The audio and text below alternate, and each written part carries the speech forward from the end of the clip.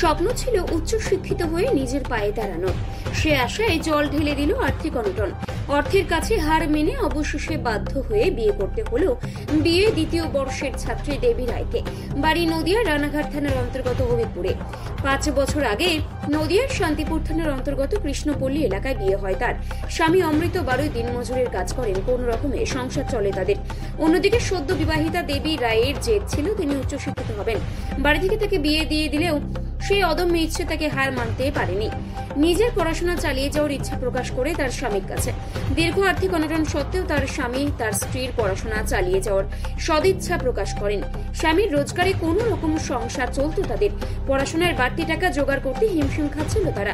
অবশেষে দেবী রায় নিজে এই কর্ম করার আগ্রহ প্রকাশ করেন। এরপরে একটি টুকটুকি কিনে নিজে চালানো শুরু করে। সেই টুকটুকি চালিয়ে বাড়তি যা রোজগার হতো তাই দিয়ে তার পড়াশোনার খরচ চালাতো সে। অবশেষে তার গ্রাজুয়েশন কমপ্লিট শুধু নয়, তিনি এমএও পাশ করেন। কি নাম আপনার? আমার নাম দেবী রায়। আপনার কত বছর আগে বিয়ে হয়েছিল? আমার বছর 2020-তে হয়েছিল। একটু জোরে বলবেন। 2020-তে? হ্যাঁ, 17 আগস্ট। কোথায় বাড়ি ছিল আপনার? আমার বাড়ি হবিপুর, দুর্গাপুর। আচ্ছা, যখন আপনার বিয়ে হয় তখন আপনি কোন পর্যন্ত পড়াশোনা করেছিলেন? আমি একটু জোরে। গভর্নমেন্ট কলেজে পড়তাম, সেকেন্ড সেমিস্টার পড়তেন, তারপরে বিয়ে হয়ে গেছিল। তা এমএ কমপ্লিট কি এখানে এসেই করেছেন? মানে স্বপ্নটা কি ছিল? মানে কি আমার স্বপ্ন ছিল আগে থেকে, মানে বিয়ের আগে থেকে পড়াতাম বাচ্চা, মাস্টারি করার শিক্ষক স্বপ্ন ছিল। মানে কি ওই বাড়িতে সেরকম আর্থিক ইয়ে ছিল না বলে বিয়ে দিয়ে দিয়েছিল এরকম কিছু? আমরা রেস্ট। আচ্ছা, এই জন্য বিয়ে দিয়ে দিয়েছিল। তখন লকডাউন ছিল, খুব মানে খারাপ অবস্থা ছিল। আচ্ছা, এখানে এসে এই যে গ্র্যাজুয়েশন কমপ্লিট করা, তারপরে এমএ কমপ্লিট করা কতটা কঠিন ছিল? খুবই কঠিন ছিল। অনেক লড়াই করে আমি এত দূর এসেছি। আমি এমএ করেছি, তার জন্য আমার স্বামী আমার সাথে সাপোর্ট করেছে। মানে অনেক খরচা তো, মানে একটা পড়াশোনা করতে গেলে খরচ তো। পড়াশোনা করেছি, আর হচ্ছে আমি যে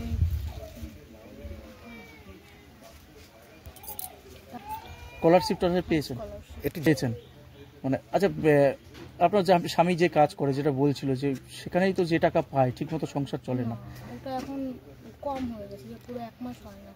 তার জন্য কি আপনি টোটো চালানো শুরু করলেন? তার জন্য আর ভাবি যে আর একটা পড়াশোনা করে, অনেকে হাসাহাসি করে এখন চাকরি করতে পারেনি, আর নিজেরও খারাপ লাগে পড়েছি বসে থাকবো, স্বামীর সাথে একটু সাহায্য করি, দুজনে একটু কাজ করি যাতে নিজেদের আর্থিক অবস্থা ভালো হয়, ভালোভাবে খেতে পারি, চলতে পারি। আচ্ছা, এই যে এত পড়াশোনা করে টোটো চালাচ্ছেন, কখনো নিজের কি খারাপ লাগতো যে আমি টোটো চালাবো এরকম, কিংবা পাশের মানুষ হাসাহাসি করবে? কখনো হয়তো ভাবিনি যে টোটো চালাতে হবে, ভেবেছিলাম তো যে একটা শিক্ষকতা করব। তো জীবনের অনেক কিছুই আসে, ওঠানামা, তো নিজেকে শক্তভাবে দাঁড়াতে এটা আমি পথটা বেছে নিয়েছি। মানে কাজ করা তো খারাপ না, ছোট না, কোনো কাজই ছোট না। এটা আমি করছি, আমার এখন কি বলবো, দুর্বল হয়ে করছি, আর মজবুরিতে করছি। তো আমি এরকম করেই মানে আমার পড়াশোনা চালাচ্ছি।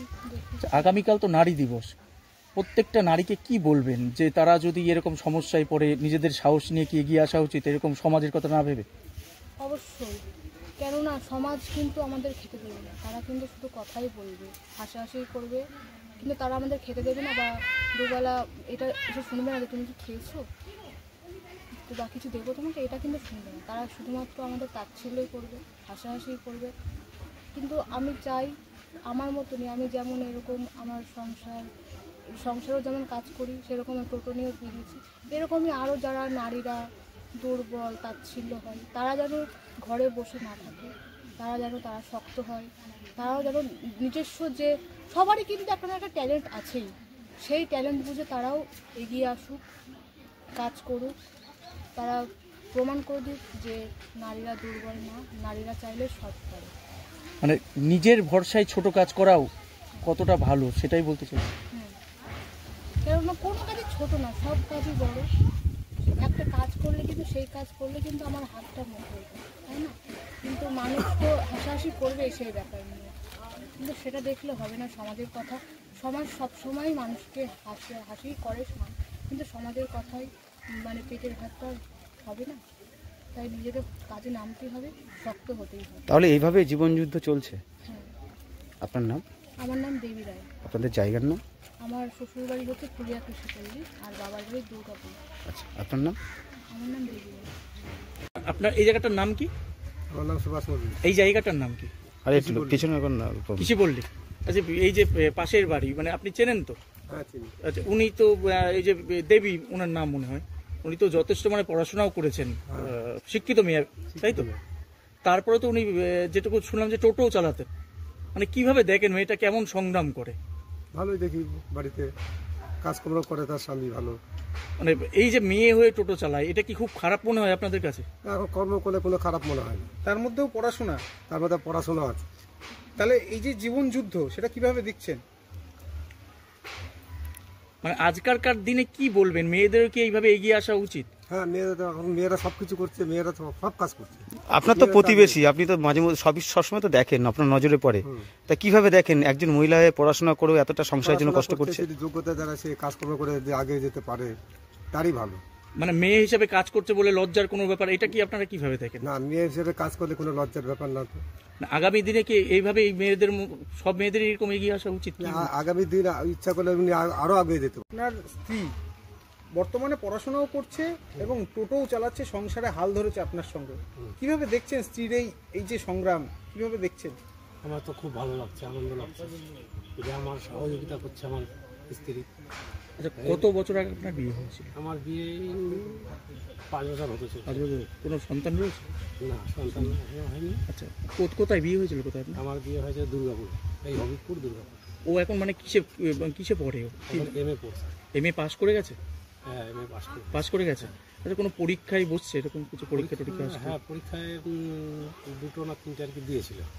আচ্ছা, মানে মূলত কি, মানে টোটো চালায় কি কারণে, মানে আর্থিক দিকে? হ্যাঁ, আর্থিক আমি নিজে যা কাজ করি যাতে হচ্ছে না, তার জন্য আমার স্ত্রী আমার সাথে আগে হাত বাটাচ্ছে যে তুমিও কাজ করো, আমিও কাজ করি, যাতে সংসারে আর উন্নতি হোক। আপনি কি কাজ করেন? আমি সাধারণ একজন এখন ক্যাজুয়ালি ফার্মে কাজ করছি। ফার্মে কাজ করেন, মানে ওই টাকা দিয়ে তো ঠিকমতো সংসারও চলে না, না? ওই টাকা দিয়ে আমার সেইভাবে সংসার চলছে না। আচ্ছা, সেই কারণেই কি আপনার ওয়াইফ এগিয়ে এসছে?